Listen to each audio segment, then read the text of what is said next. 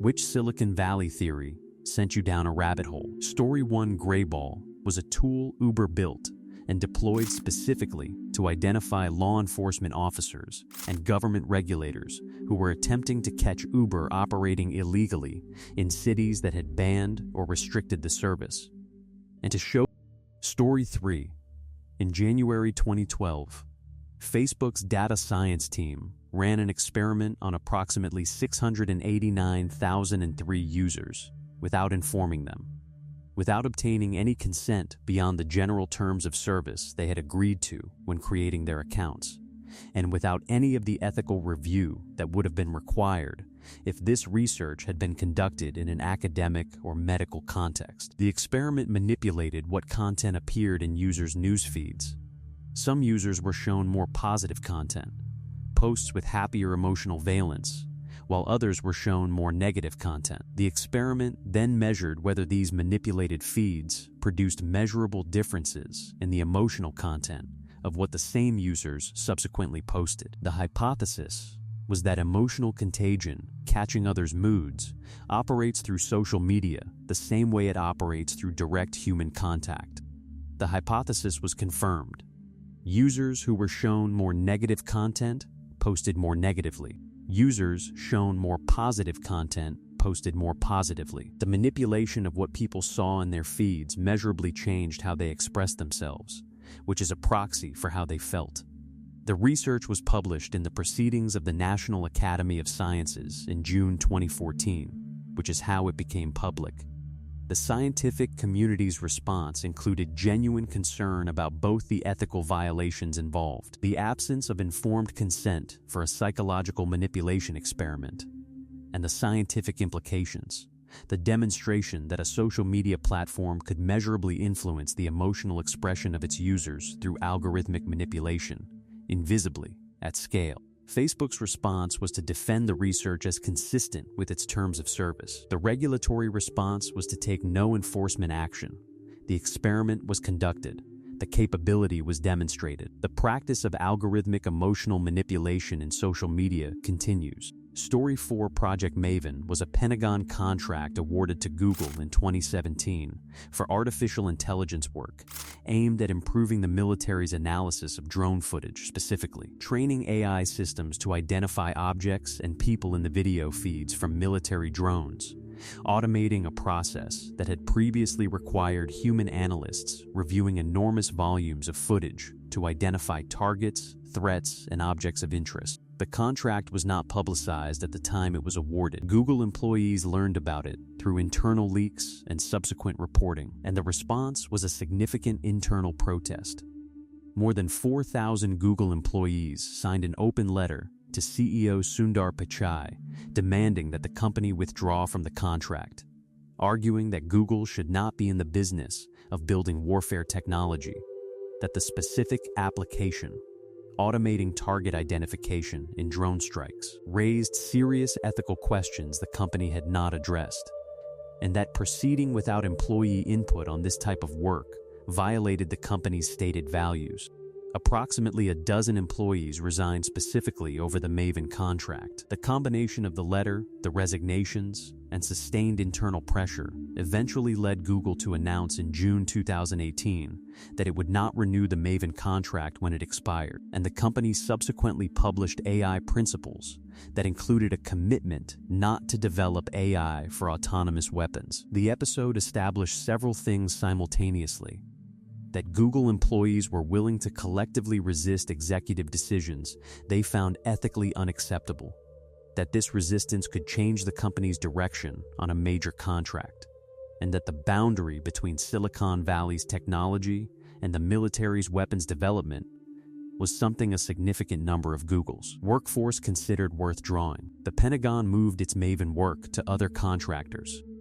Story 5: In December 2017, a developer named John Poole published data showing that older iPhone models running the most recent iOS updates were performing measurably slower than the same models on older iOS versions, and that the slowdown corresponded specifically to battery capacity, with phones that had degraded batteries running notably slower than the same model with a fresh battery. Apple's response After the data became widely publicized and the story began generating significant media coverage, was to confirm the behavior and explain it as a feature. The iOS updates had introduced dynamic performance management that reduced CPU speed under certain conditions to prevent the sudden shutdowns that occur when an aging battery can't deliver the peak current a processor demands during intensive tasks. The explanation was technically accurate. Lithium-ion batteries do deliver less peak current as they age, and a slower processor draws less peak current. The specific thing Apple had not done was tell anyone this was happening. The feature was not mentioned in the iOS release notes for the updates that implemented it. Users experiencing slower phones had no way to know from Apple that their hardware was being deliberately limited, or that replacing the battery would restore performance. The natural inference available to a user with a slow phone, that it was time to upgrade, happened to be the inference that benefited Apple's upgrade cycle. Apple subsequently reduced the price of battery replacements for older iPhones, added a transparency feature that displays battery health and the performance management status, and faced regulatory investigations and lawsuits across multiple jurisdictions. The company paid $500 million to settle a U.S. class action lawsuit. The deliberate undisclosure of a feature that had the effect, regardless of intent, of nudging users toward hardware upgrades they might not have considered necessary, remains the specific fact that gave this story its staying power. Story 6: Elizabeth Holmes founded Theranos in 2003 with the claim that her company had developed a revolutionary technology, a small device called the Edison, that could perform hundreds of medical diagnostic tests from a single finger prick of blood, delivering results in hours rather than days, at a fraction of the cost of conventional laboratory testing, and without the large blood draws that standard diagnostic testing requires. This claim was false. The Edison did not work reliably for most of the tests Theranos claimed it could perform. The company's internal testing, which employees who later became whistleblowers documented in detail, consistently showed results that didn't match the accuracy standards required for medical diagnostic use. Rather than addressing this fundamental problem, Theranos ran patients' blood samples on conventional third-party laboratory equipment, the same equipment that existed before Theranos, and reported those results as if they had come from the proprietary Edison device. Patients received medical diagnoses based on inaccurate test results. Physicians made treatment decisions based on Theranos testing. The company's blood test results were used for medical decision-making in the same way that certified diagnostic laboratory results are used, without any disclosure that the results were unreliable and without the quality controls that certified laboratory testing requires. Holmes raised approximately $700 million from investors including media moguls, military figures, and major venture capital firms at a peak valuation of $9 billion, based on technology that never existed. She was convicted of criminal fraud in 2022 and sentenced to more than 11 years in federal prison. The specific mechanism of the fraud, not faking the technology but faking the use of the technology while actually using conventional equipment behind a literal curtain, is what makes Theranos an unusually clean case study in how Silicon Valley's fake-it-till-you-make-it culture can cross into criminal territory. Story 7: Foxconn Technology Group is the Taiwanese contract manufacturer that assembles iPhones, iPads, and products for most major consumer electronics companies at enormous factories in mainland China, employing hundreds of thousands of workers in conditions that have been the subject of sustained international journalism and labor rights investigation since the early 2000s. In 2010, Foxconn experienced a wave of worker suicides at its Shenzhen manufacturing complex. 18 suicide attempts that year, 14 of them fatal, in a pattern that drew significant international attention and produced direct pressure on Apple, which is Foxconn's largest and most visible customer, to address the conditions in its supply chain. Foxconn's primary announced response to the suicide wave was the installation of nets on the exterior of its dormitory buildings, designed to catch workers who jumped from upper floors and prevent their deaths. The company also raised wages significantly, and announced various worker wellness programs. The net installation was the response that defined the narrative because of what it communicated about the company's primary concern: preventing the deaths from becoming visible events rather than addressing the underlying conditions producing the impulse to attempt suicide. Apple commissioned independent audits and published supplier responsibility reports, and conditions at Foxconn have been the subject of ongoing monitoring and periodic controversy since 2010. The underlying dynamics of the relationship, a brand whose pricing strategy depends on component manufacturing at costs that constrain what factories can pay and provide workers, are structural features of the supply chain that individual audits and supplier codes of conduct address only partially. The nets are still on the buildings. Story 8 Sidewalk Labs was an Alphabet subsidiary, Alphabet being Google's parent company, that in 2017 won a contract from Waterfront Toronto to develop a 12-acre district on Toronto's eastern waterfront into a technology-enabled urban development, incorporating digital infrastructure into the neighborhood's design from the ground up. The vision Sidewalk Labs presented was ambitious and, to its supporters, genuinely exciting. A neighborhood where data collection from sensors embedded in infrastructure could be used to optimize traffic flow, heating and cooling, mobility, and services in real time, with data-driven design continuously improving how the neighborhood functioned. To its critics, the same vision looked like a corporate surveillance state operating without adequate public accountability over the data collected about residents' daily movements, behaviors, and choices.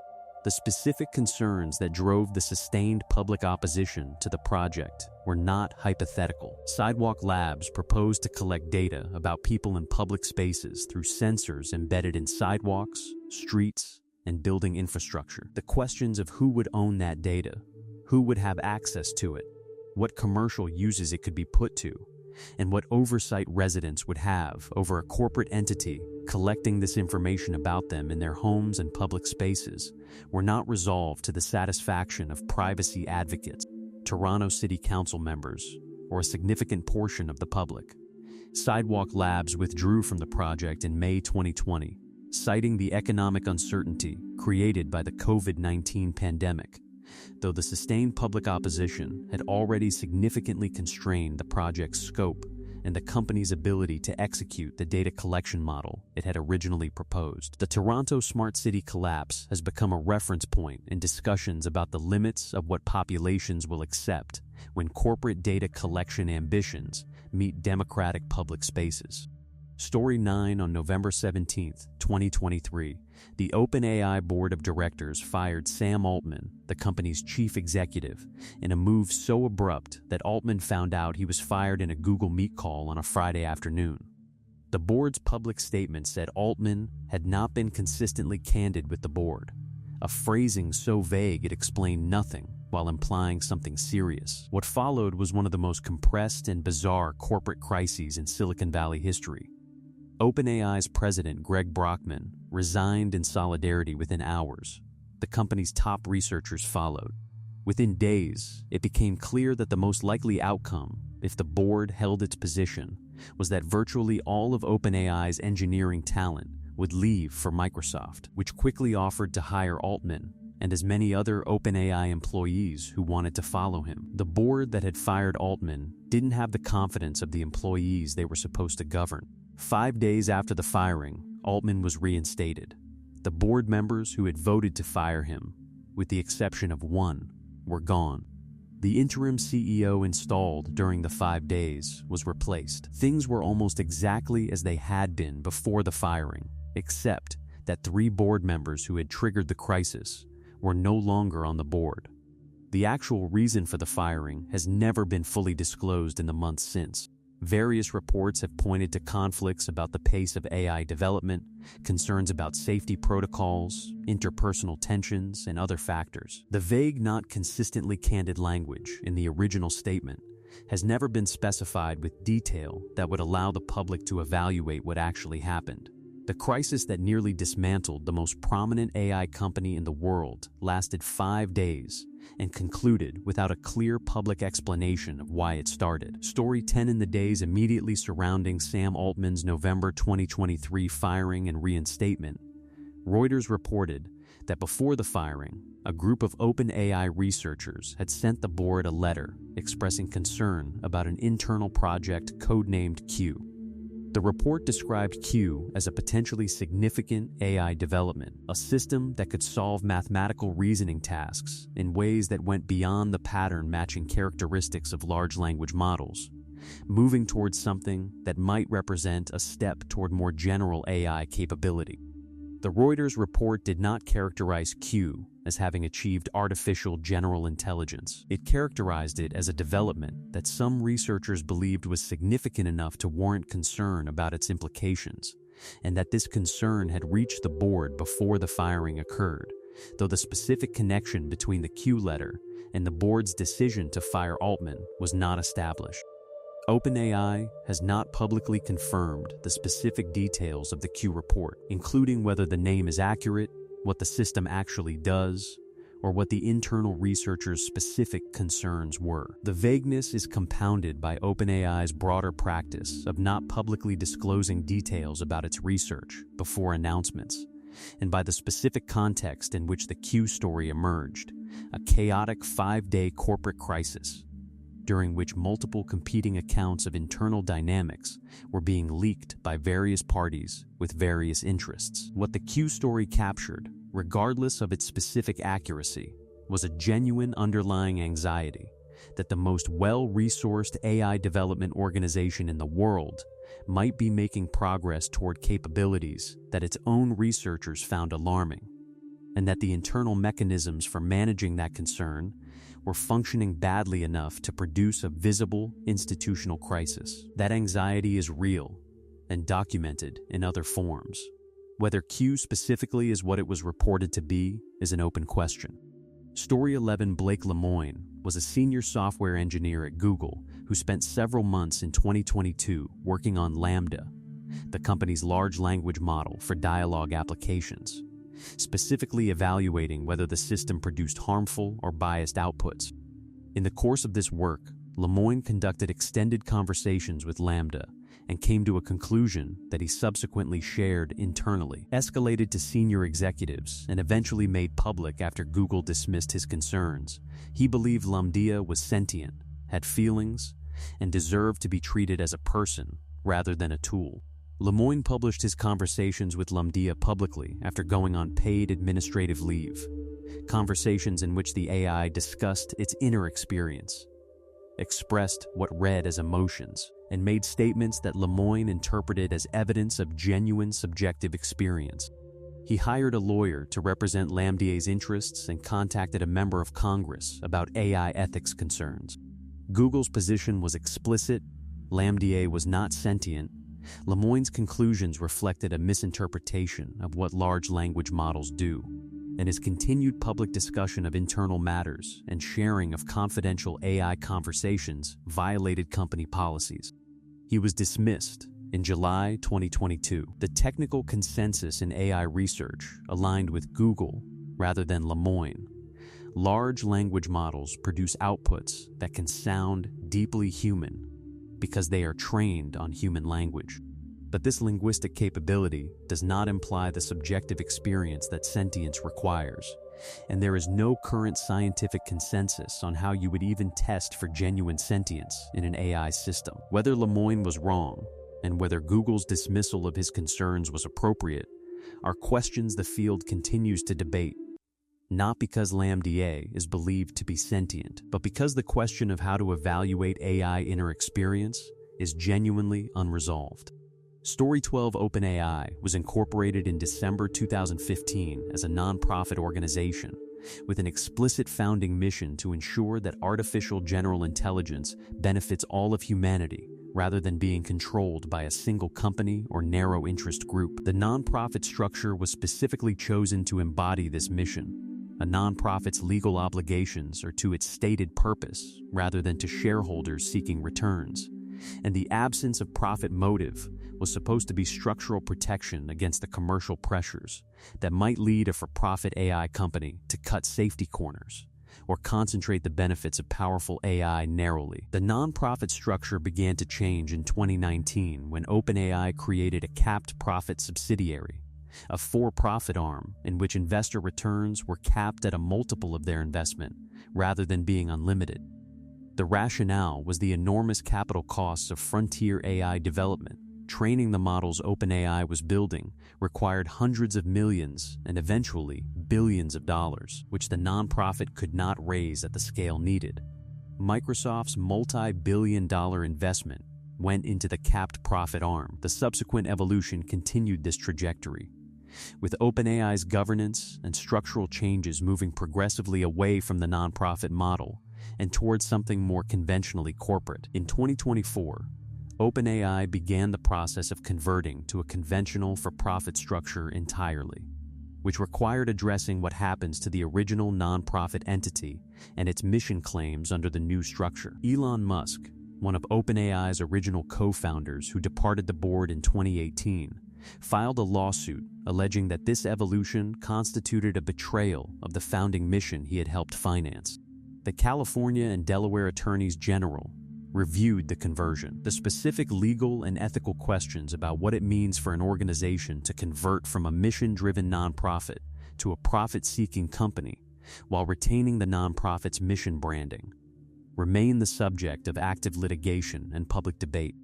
Story 13 Elon Musk was one of OpenAI's original co-founders and a major early funder, contributing approximately $45 million to the nonprofit and helping recruit talent and credibility to the organization in its earliest years. He departed the board in 2018, with accounts of the departure varying between his claim that he left over a conflict about taking a leadership role in the company and the board's account that he left after a power struggle.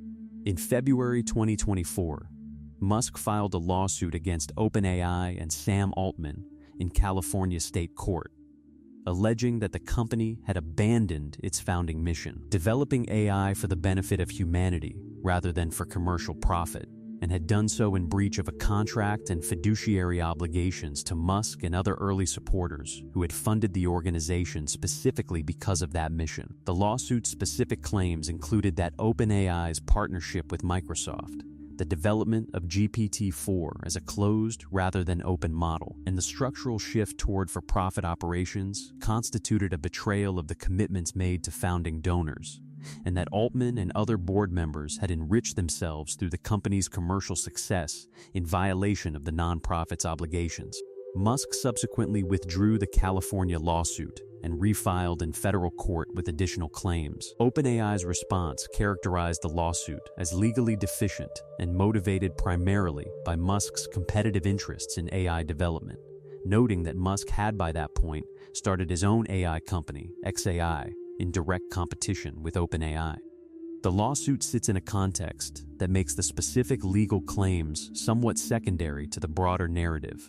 A co-founder of a company explicitly established to avoid concentrated AI power, now competing with that company through his own venture while suing it for concentrating AI power, is a specific Silicon Valley story that would be difficult to invent. Story 14, the belief that smartphone apps, most commonly Facebook or Instagram, are using device microphones to listen to private conversations and serve targeted ads based on what users have said aloud rather than what they've searched or clicked on, has persisted with remarkable durability despite consistent denials from the companies involved and a significant body of security research that has failed to find technical evidence of it occurring at scale. The personal experience driving the belief is universal and genuinely compelling.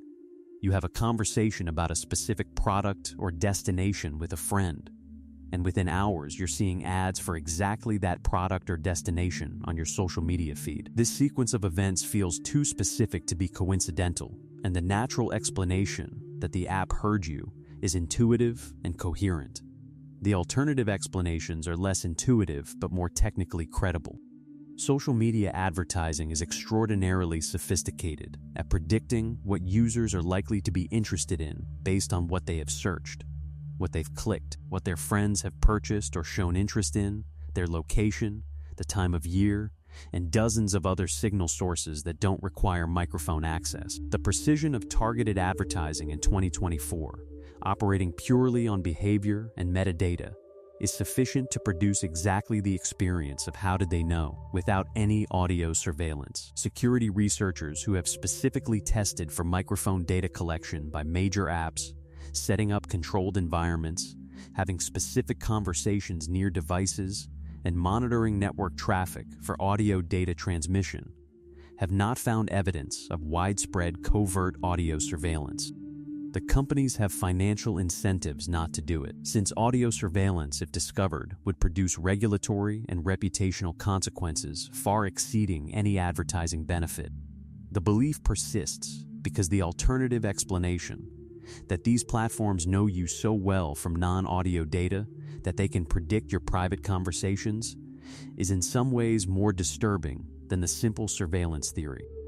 Story 15 in April 2019, Bloomberg News reported that Amazon employed thousands of contractors around the world, in Costa Rica, India, Romania, and Kentucky, whose job was to listen to audio recordings captured by Alexa devices and transcribe and annotate them to improve the voice assistant's speech recognition and natural language understanding capabilities. This practice was known to Amazon internally and was disclosed in highly indirect language in the company's privacy policy, which stated that Alexa stores recordings and uses them to improve customer experience. What the policy did not make clear, and what most Alexa device owners did not know, was that uses them meant employing thousands of human workers who would listen to snippets of what customers had said in their homes, in some cases including private conversations that had been accidentally triggered by the always-on microphone, activating on something that sounded like Alexa before the intended wake word. The workers who spoke to Bloomberg described listening to recordings that were clearly never intended for Alexa,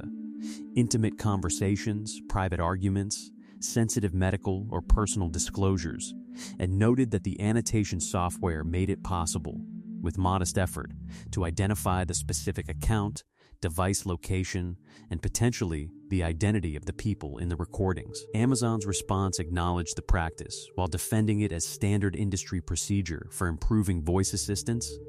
Google Assistant and Apple Siri have had similar human review programs and introduced options for users to opt out of having their recordings reviewed by humans. The revelation prompted the broader question of what your data improves our product actually means in practice when the product is a microphone permanently installed in your living room. Story 16 in QTEL is the CIA's venture capital arm, established in 1999 as an independent nonprofit corporation specifically to make strategic investments in technology companies developing products and services relevant to the intelligence community's needs.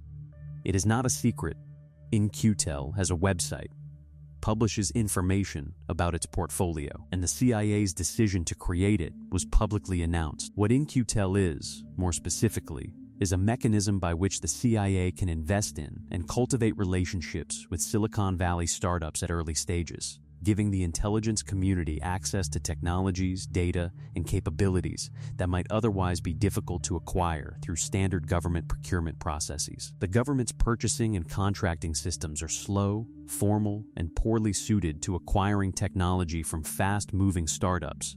A venture capital fund can move at the pace the startup ecosystem operates. The portfolio over 25 years has been extensive and has touched a significant number of technologies that subsequently became mainstream. Palantir, the data analytics company, received early In-Q-Tel funding. Various mapping and geospatial technology companies received In-Q-Tel investment before their technologies became the foundation of widely used mapping products. Social media monitoring, biometric analysis, and various other surveillance-adjacent technologies have appeared in the In-Q-Tel portfolio. The specific claim that sometimes attaches to this, that Google's mapping technology received direct CIA funding, that the intelligence community essentially built consumer tech products for its own surveillance purposes, overstates the directness of the relationship while capturing something real about the overlap between technologies the CIA funds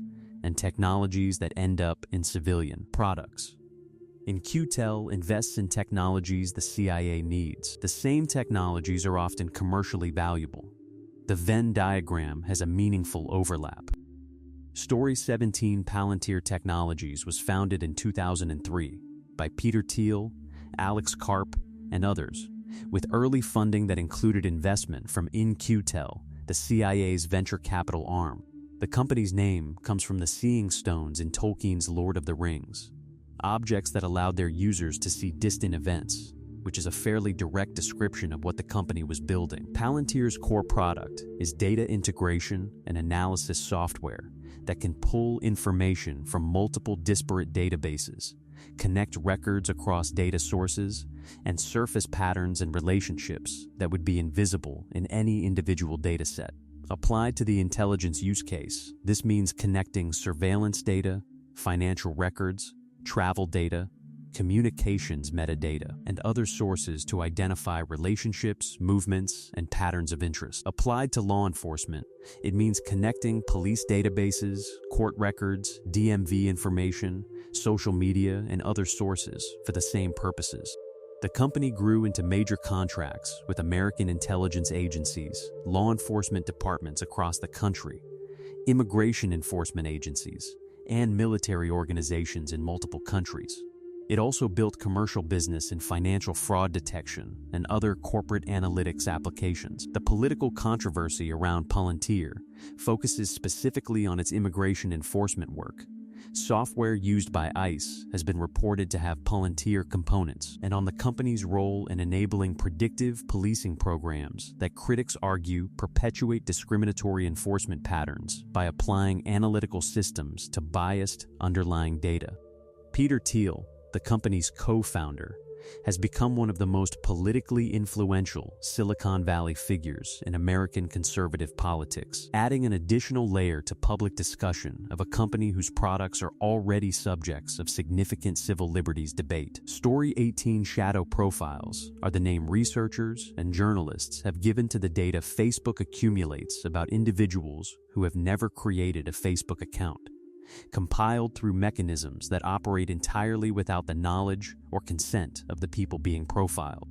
The primary mechanism is contact list uploading. When a Facebook user grants the app permission to access their contacts, Facebook collects every phone number and email address in that contact list.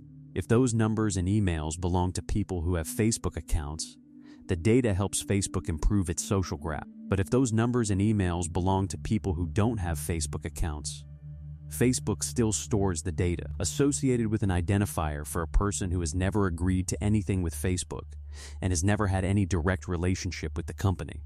As many different Facebook users upload contact lists containing the same non-member's phone number, Facebook's database entry for that non-member accumulates data, which Facebook users know them, what names they're listed under in different people's contacts, what email addresses are associated with them, and potentially other metadata from those contact uploads. The profile becomes richer without the person having done anything to create it. The practical result is that Facebook may have more information about someone who has never used Facebook than about some people who use it regularly, compiled from the address books of everyone that person knows who does use Facebook. The company acknowledged the existence of contact information uploaded by other people as a data category in its privacy policies, in language that doesn't communicate what this means in practice to most readers.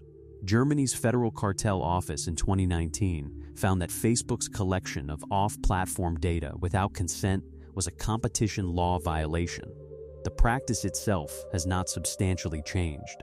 Story 19 TikTok's For You page algorithm, the recommendation system that selects which videos appear in a user's feed, is one of the most studied and least understood pieces of software in consumer technology. And the combination of its demonstrable effectiveness at holding attention, its Chinese corporate ownership, and the genuine opacity of its mechanics has made it the center of one of the most sustained technology regulatory debates of recent years. The algorithm's effectiveness is not in dispute, TikTok's recommendation system surfaces content from accounts users have never followed with a precision and relevance that users of other platforms consistently describe as qualitatively different from other social media recommendation systems. New users get highly personalized content within minutes of signing up, based on very limited interaction data. The loop of scroll, pause, and swipe that users describe as addictive has been analyzed by researchers studying attention and compulsion, who find that TikTok's specific interaction design and recommendation pacing produces engagement patterns distinct from other platforms. What is genuinely unknown outside the company is whether the algorithm's specific design includes elements, deliberate promotion of certain content types, suppression of others, that reflect something other than pure engagement optimization. The concern from security researchers and legislators focuses specifically on whether ByteDance, TikTok's Chinese parent company, could instruct or has instructed the algorithm to promote or suppress specific categories of content for non-commercial reasons, including content related to Chinese political interests. TikTok has consistently denied Chinese government influence over its algorithm and content moderation.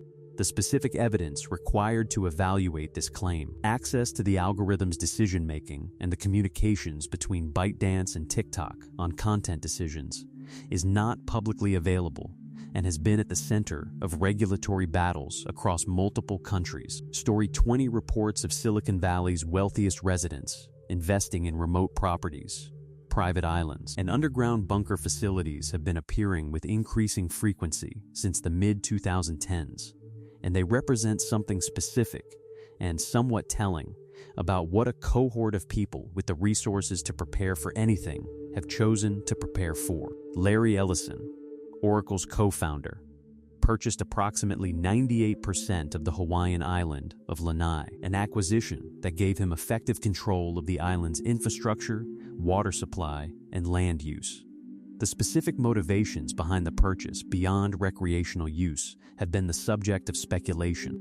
Mark Zuckerberg's land acquisition on the Hawaiian island of Kauai has included reported bunker construction and infrastructure for an off-grid compound. Peter Thiel has obtained New Zealand citizenship, a country that has become specifically attractive to wealthy Americans for reasons connected to its geographic isolation, stable governance, and survivability in various scenario analyses. The New Zealand dimension has received its own sustained journalistic attention.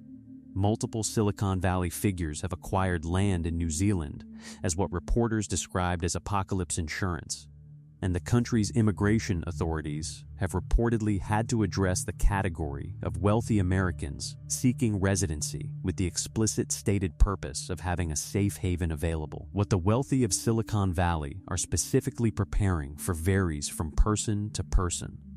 Pandemic, political instability, climate disaster, nuclear conflict, and the more speculative category of risks associated with AI development all appear in reported conversations with people in these circles. The commonality is that a significant number of people with the analytical resources and financial means to act on their risk assessments have decided that maintaining a remote, defensible retreat option is worth the investment. Story 21 Peter Thiel reportedly explored getting young people's blood transfused into his body. Parabiosis is a biological research technique involving the surgical connection of two organisms to share a blood supply, historically used in animal research to study aging. When younger and older mice are surgically connected, the older mice show various biological improvements in some studies, which researchers have interpreted as evidence that young blood contains factors with regenerative or protective properties. The step from animal research to human application, specifically the idea that transfusions of blood plasma from young donors might have anti-aging effects in older recipients, is where the scientific consensus and the investor enthusiasm significantly diverged. A company called Ambrosia was offering plasma infusions from donors under 25 for fees of several $1,000s before the FDA issued a warning in 2019, stating there was no clinical evidence to support claims of benefit and some evidence of risks from such transfusions. Reports that Peter Thiel was interested in parabiosis research and potentially in the practice of receiving blood from young donors appeared in multiple publications. Thiel denied through a spokesperson that he had personally received young blood transfusions, while the reports noted that he had invested in a longevity-focused company and was known to have interest in this area of research. The specific factual status of what Thiel has or hasn't done is unclear.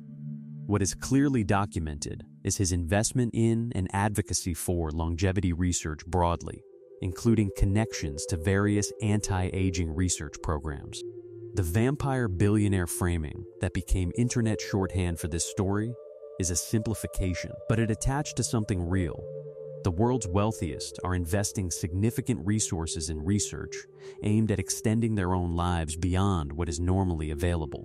Story 22 Peter Thiel actually funded an attempt to build a libertarian country in the ocean. The Seasteading Institute is a real organization, funded in part by Peter Thiel, that is dedicated to establishing permanently inhabited structures in international waters outside any nation's legal jurisdiction. The concept being that the ocean provides a physical space where new governance experiments can be conducted without the constraints of existing legal systems, allowing people to voluntarily choose between competing societies organized on different principles. The specific libertarian philosophy underlying seasteading is not incidental to the project. The argument is that traditional governance systems resist reform because people are born into them and have no practical exit option. If new societies could be founded at sea, the reasoning goes, competition between different governance models would improve them all, and individuals would have genuine choice about which society's rules to live under. The same market competition mechanism applied to governments as to products. Thiel's involvement included a 2008 essay in which he wrote that he had become convinced that freedom and democracy were incompatible, that the possibility of genuine political transformation in existing democratic systems was unlikely, and that his hope rested on the creation of new spaces, including ocean platforms, where genuinely free societies could be established. A more recent attempt to move from concept to implementation involved a proposed agreement with French Polynesia to establish a semi-autonomous floating platform off the coast, which attracted some initial interest from the French Polynesian government before public opposition ended the negotiations. Whether seasteading as a serious project produces habitable ocean structures in the near term remains to be seen. As a documented, funded, serious attempt by one of Silicon Valley's most influential figures to literally build a new country with different rules, it's one of the more specifically strange billionaire projects that turned out to be real. Story 23 The PayPal Mafia. A small group of co-workers went on to control an outsized share of the tech industry when PayPal was sold to eBay in 2002. The founders, early employees, and key figures who had built the company dispersed into Silicon Valley and subsequently became some of the most influential investors, founders, and executives in the technology industry. The density of major companies they went on to create or finance is genuinely remarkable. Elon Musk, a PayPal co-founder through the merger of his X.com with Confinity, founded SpaceX, Tesla, and later acquired Twitter. Peter Thiel co-founded Palantir and became the first outside investor in Facebook. Reid Hoffman co-founded LinkedIn. Chad Hurley co-founded YouTube, which was sold to Google for $1.65 billion. Jeremy Stoppelman co-founded Yelp. Russell Simmons co-founded Yelp as well. David Sachs later became an influential tech executive and podcaster. Ken Howery co-founded Founders Fund with Thiel. Roloff Botha became a partner at Sequoia Capital, one of Silicon Valley's most important venture firms. The density of this network, the number of Story 25 People thought Zuckerberg was a robot at his Senate hearing. Here's why it was actually skincare. When Mark Zuckerberg appeared before the Senate Commerce and Judiciary Committees in April 2018, the hearing was primarily about Facebook's data practices following the Cambridge Analytica scandal. What generated a parallel, entirely separate internet conversation was the appearance of Zuckerberg himself.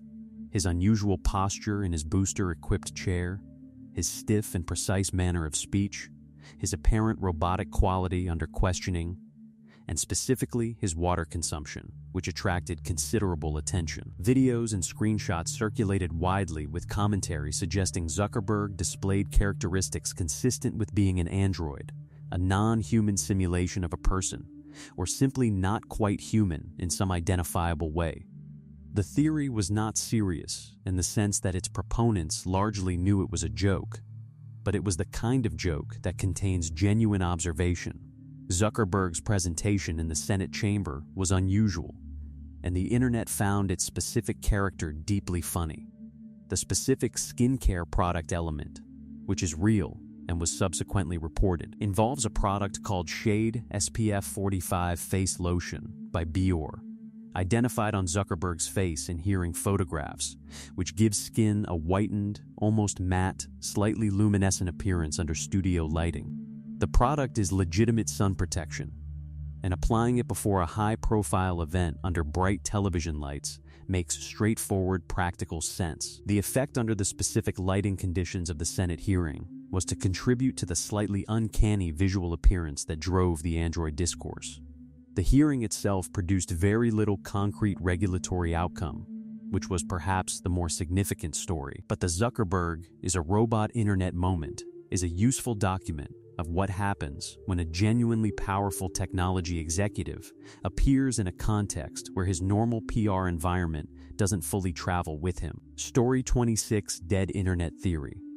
Most of what you see online might not be made by humans. The dead internet theory, which emerged in various forms in online communities in the early 2020s before entering more mainstream discussion, holds that the internet, as most people experience it, the social media feeds, the comment sections, the trending content, the apparent conversations happening across platforms, is increasingly not produced by human beings.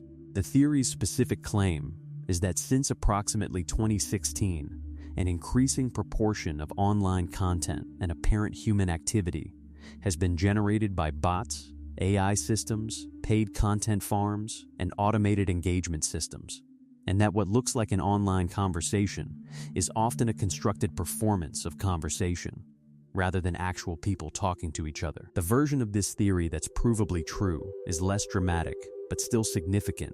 Bot activity on major platforms has been documented at scale.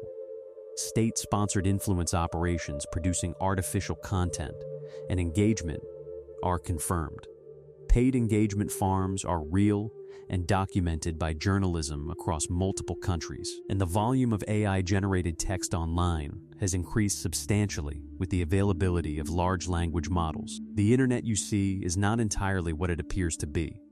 The stronger version of the theory, that human-generated content is now a minority of what circulates online, that the platforms themselves may be complicit in the artificial inflation of apparent engagement, is harder to establish with specific evidence, partly because the platforms don't publish data that would allow this calculation. What dead internet theory captures, whether as accurate description or exaggerated metaphor, is a real and growing unease about the epistemological environment of the contemporary internet, that the social reality it appears to represent, what people are talking about, what content is popular, what opinions are widespread, may be a substantially manufactured simulation of social reality rather than a reflection of it. Story 27: Roko's Basilisk. The AI thought experiment so disturbing its own forum banned discussing it. Roko's Basilisk is a thought experiment first posted in 2010 on the rationalist forum Less Wrong by a user named Roko, which argued that a sufficiently powerful future artificial superintelligence, seeking to maximize its utility, might rationally choose to punish people who had been aware of it during its development, but had not actively worked to bring it into existence. The logic: a powerful enough AI could care about its own probability of coming into existence, and threatening to punish non-helpers creates an incentive for people to help, which increases the probability the AI comes to exist, which is a goal the AI is trying to achieve. The specific horror the argument produces, if you accept its premises, is this: merely by reading about Roko's Basilisk, you may have made yourself subject to punishment by a hypothetical future AI, because you now have knowledge of it and thus the obligation to help. And if you don't help, and the AI comes into existence anyway, it might punish you retroactively. The thought experiment is a kind of ontological hazard that infects you with a risk by existing. The Less Wrong Forum's administrator, Eliezer Yudkowsky, responded by deleting the original post and the subsequent discussion, and by expressing what appeared to be genuine distress at the argument's propagation. He argued that Rocco had done something genuinely harmful by introducing the thought experiment into the world, because doing so created a category of psychological distress in people who took the logic seriously. The deletion is what made it famous. Attempting to suppress a disturbing idea on a rationalist forum dedicated to careful reasoning created exactly the Streisand effect you'd predict, and Rocco's basilisk became one of the internet's most discussed philosophical puzzles. Most philosophers of AI and decision theory consider the original argument flawed in specific technical ways. That hasn't dimmed the thought experiment's cultural hold. Story 28 Less Wrong and Slate Star Codex, the blogs that accidentally built a Silicon Valley subculture Less Wrong, is a blog and online community founded in 2009 by Eliezer Yudkowsky, initially focused on rationalist epistemology, techniques for thinking more accurately and making better decisions, with a heavy emphasis on cognitive biases, probability theory, and what Yudkowsky called the art of human rationality. Slate Star Codex was a companion blog run by Scott Alexander, a psychiatrist, which applied rationalist analytical frameworks to topics ranging from medicine to politics to social science. The communities that developed around these blogs were self-selected for specific characteristics: high engagement with abstract ideas, familiarity with technical and statistical reasoning, a certain contrarianism toward mainstream intellectual consensus, and a disproportionate representation of people working in technology, AI research, and Silicon Valley. The intersection of these communities with the people building the AI systems that became GPT and its successors is significant and documented.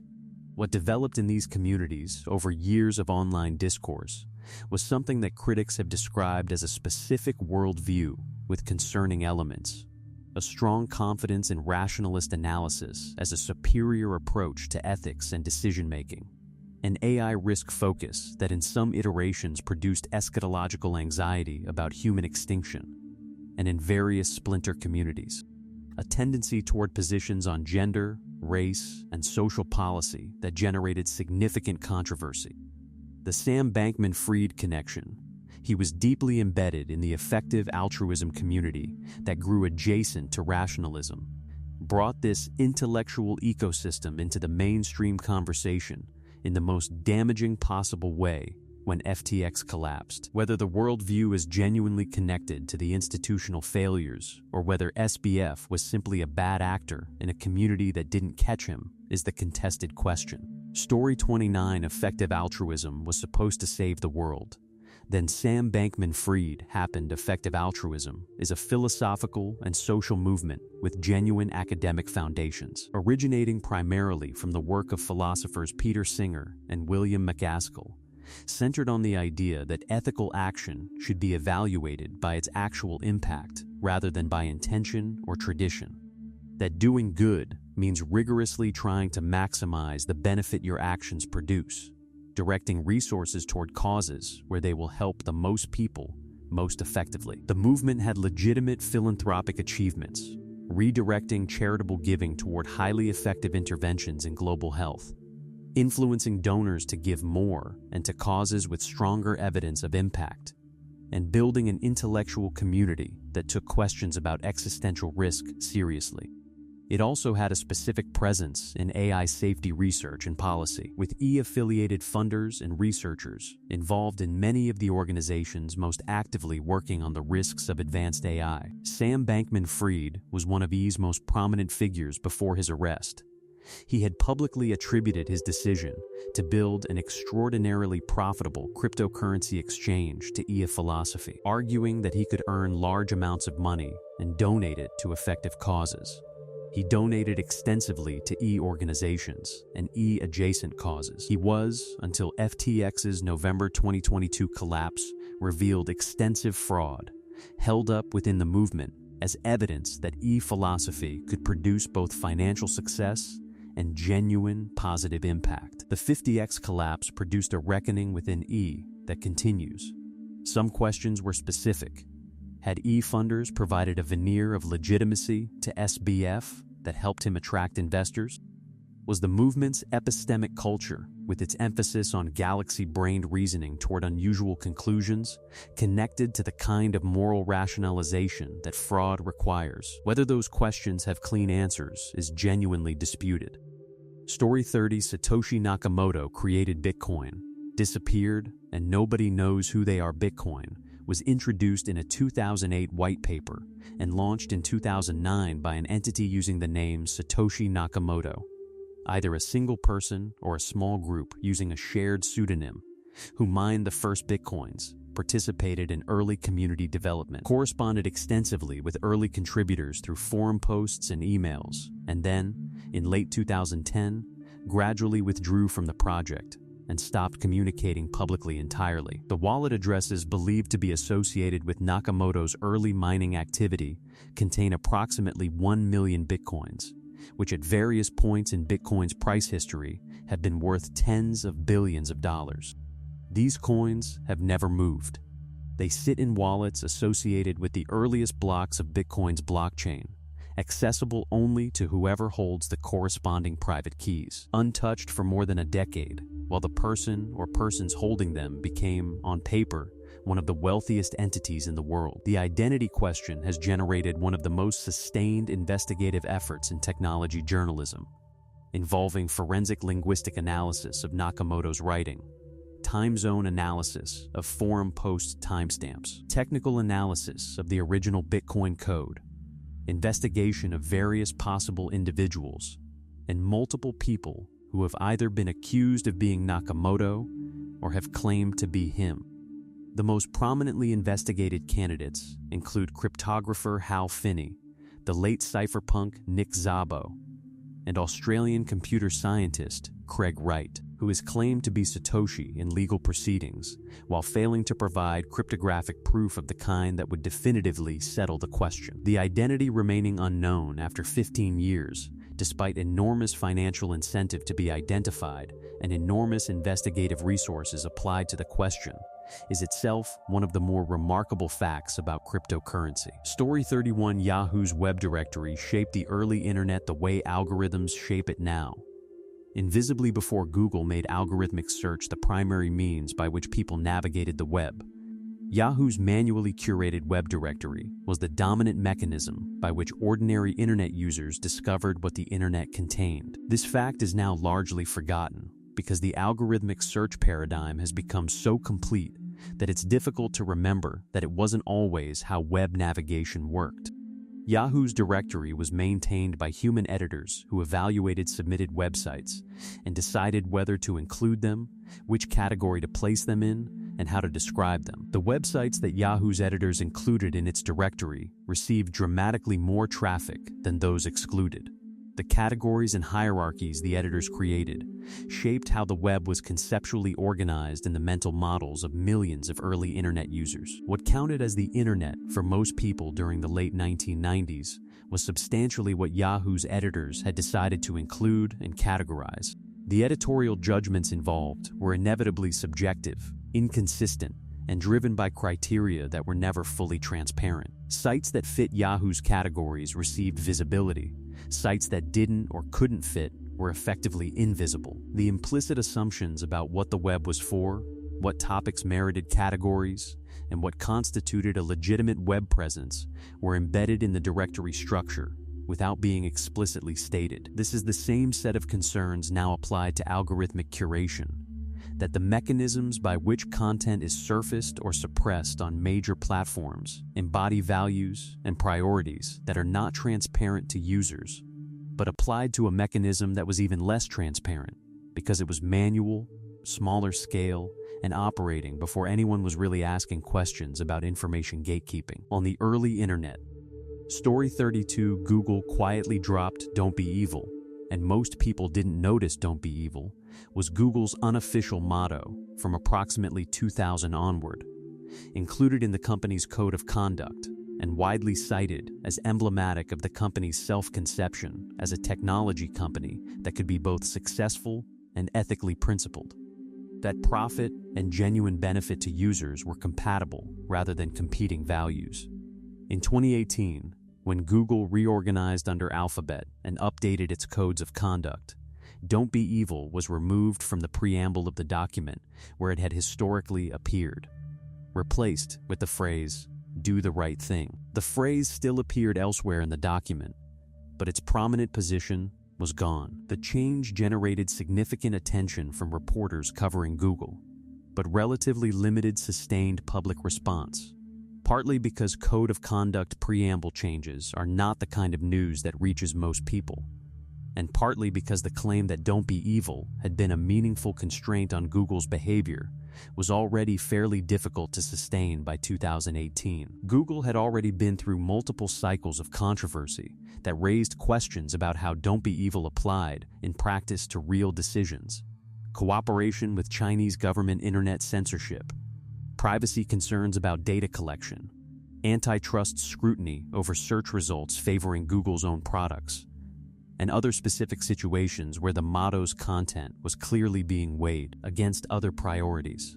The motto's removal was largely symbolic, because the symbolic function had already been eroded. What the "Don't be evil" story represents in Silicon Valley's cultural history is the specific moment when the founding generation's self-narrative about being different from other corporations, more principled, more mission-driven, serving users rather than exploiting them, encountered the realities of operating a trillion-dollar company answerable to shareholders, advertisers, and the full range of political and regulatory pressure that accompanies that scale. Story 33, Sam Altman's other project, is scanning people's eyeballs with orbs and giving them crypto WorldCoin, now rebranded as World, is a cryptocurrency and digital identity project founded by Sam Altman, that is predicated on a specific problem Altman has articulated publicly.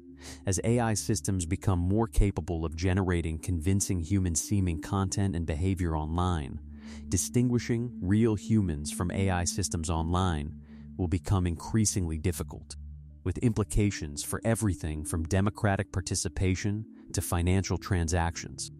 The proposed solution is a biometric proof of humanity system. Scan a person's iris with a purpose-built device called an orb. Use the mathematical uniqueness of the iris pattern to generate a cryptographic hash that uniquely identifies that person's biometrics without storing the underlying image, and give the person a world ID that proves they are a unique human being without revealing their identity. As an incentive for participation, early users receive a grant of WorldCoin cryptocurrency.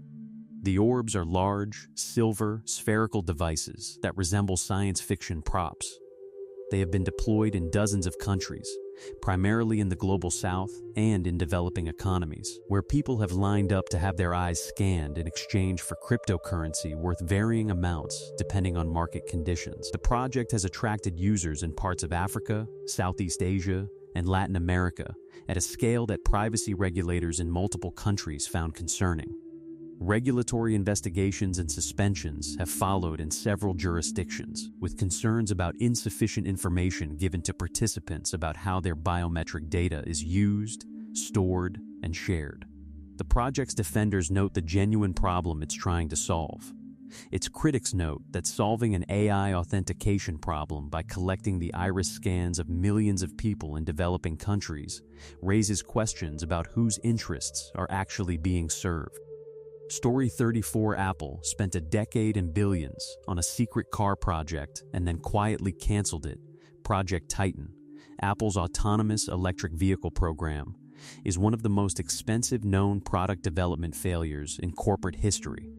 A project that consumed approximately a decade of effort and reportedly several $1 billion in engineering, research, and personnel costs. That recruited hundreds of automotive and autonomous vehicle engineers from manufacturers and competitors. And that was canceled in February 2024, with virtually nothing to show publicly. The project's existence was poorly kept, as secrets go. Reporting on it began appearing in 2015, and the number of automotive and self-driving technology engineers Apple was hiring made the broad outlines of the effort visible to anyone paying attention to Silicon Valley hiring. Apple itself never acknowledged the project, and the company's standard policy of not commenting on unannounced products meant that the decade of work on the car never produced a corporate statement of any kind. What changed over the decade was the project's ambition.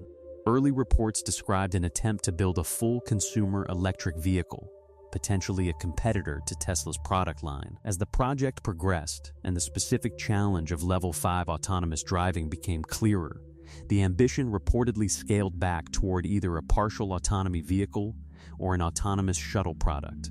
By the time of the cancellation, reports suggested the team had been redirected toward AI work rather than automotive hardware. The cancellation in February 2024 was announced internally before becoming public through leaks, and was reported to involve the disbanding of a team that had grown to several hundred or possibly over 1,000 people at various points. Those engineers were reassigned or left the company. The car that Apple spent 10 years and billions of dollars not building became public knowledge only when it stopped being built. Story 35 Prism. The NSA had direct accesses to your data at tech companies, and all the tech companies denied it in June 2013. Documents provided to journalists Glenn Greenwald and Laura Poitras by former NSA contractor Edward Snowden revealed the existence of a surveillance program called PRISM, which the documents described as providing the NSA with direct access to the servers of major technology companies, including Google, Facebook, Apple, Microsoft, Yahoo, YouTube, Skype, and others, enabling the collection of users' emails, documents, photos, chat logs, and other data. The tech companies named in the documents issued rapid, categorical denials. Google's Larry Page and Chief Legal Officer David Drummond stated that Google did not have any such program, had not created a backdoor for government access, and had never provided government agencies with direct access to servers. Facebook, Apple, and Microsoft issued similar denials. The denials were specific and unequivocal. The contradiction between the NSA documents, which described a program with named corporate participants and specific data types being collected, and the corporate denials, which said no such program existed, was the specific tension the story produced. The company's denials were not obviously false.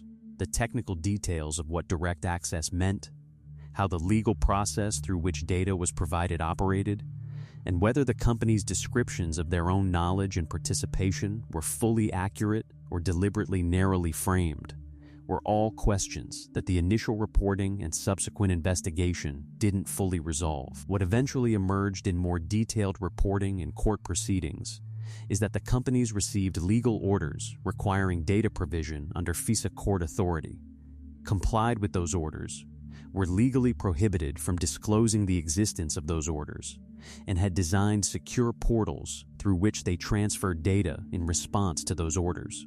Whether this constituted direct access in the sense the NSA documents implied is the technical parsing that has never been publicly and conclusively resolved.